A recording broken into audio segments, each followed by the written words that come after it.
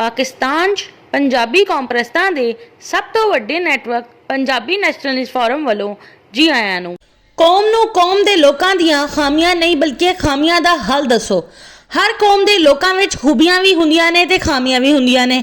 सियासत दी एक चाल ये भी है कि जद किसी कौम नूं तबाह करना होवे ते फिर उस कौम दीआं खामियां उस कौम दे अपने लोकां दी जुबान ते चढ़ा दो ताकि वो कौम इन्हां खामियां नूं अपनी कौम दी इज्तमाही खामी तस्लीम करके कबूल कर ले।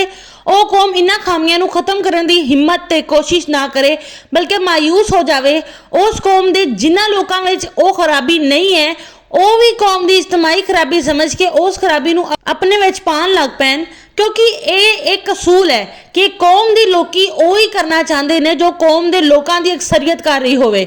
सियासत दी ये भी चाल है कि जे उस कौम दे लोकां विच कोई खास खामी नहीं भी है ते फिर भी इहो जिहा कोई खामी कढ लो जिस नाल उस कौम दे लोकां दे हौसले खत्म होण ते इन्हां विच मायूसी पैदा होवे, ताकि उस कौम दे लोग अपनी कौम दे लोकां दीआं खामियां खत्म करन दी कोशिश करन लई सोच विचार ना करन।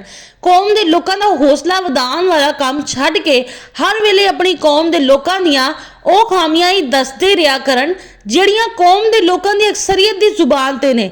कौम ਨੂੰ ਮਾਯੂਸ ਕਰਦੇ ਰਿਹਾ ਕਰਨ ਕਿ ਇਹ ਖਾਮੀ ਕੌਮ ਦੀ ਅਕਸਰੀਅਤ ਕਬੂਲ ਕਰ ਚੁੱਕੀ ਹੈ, ਇਸ ਲਈ ਹੁਣ ਇਹ ਖਾਮੀ ਖਤਮ ਨਹੀਂ ਹੋ ਸਕਦੀ। पंजाबी कौम के खिलाफ यही चालां पठान बलोच हिंदुस्तानी मुहाजर जनूबी पंजाब ते सिंध दे अरबी निजाद सियासी चाल के तौर पर चलते हैं। पंजाबियों नूं ताने मेहने टोका मार मार के पंजाबियों दीआं खामियां दसदे ने, बल्कि पंजाबियों विच जिहड़े खामी नहीं है वो खामी भी कढ़ के पंजाबियों के कन्नां विच पांदे रहिंदे ने ताकि पंजाबी उस नूं अगे अपनी कौम के लोगों नूं दस्सिया करन।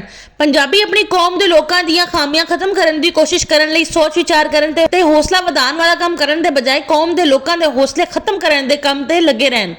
पंजाबी अपनी कौम विच मायूसी पैदा करन जबकि पठान बलोच हिंदुस्तानी मुहाजर जनूबी पंजाब ते सिंध दे अरबी निजाद आप पंजाबी कौम के लोगों ते राज करते हैं। कौम के सियासी शऊर ते आरी लोग दुश्मन की ताकत हुंदे ने। कौम के सियासी शऊर तो आरी लोगों का काम हुंदा है कि वो कौम के लोगों दी खामियां उस कौम के अपने लोगों की जुबान से चढ़ाते रहते हैं, जबकि कौम के सियासी शऊर रखने वाले दानश्वर कौम के लोगों को कौम के लोगों दी खामियां नहीं बल्कि कौम के लोगों दी खामियां का हल दसते हैं ताकि कौम के लोग इन्हां खामियां नूं खत्म करने लई हिम्मत ते कोशिश करन।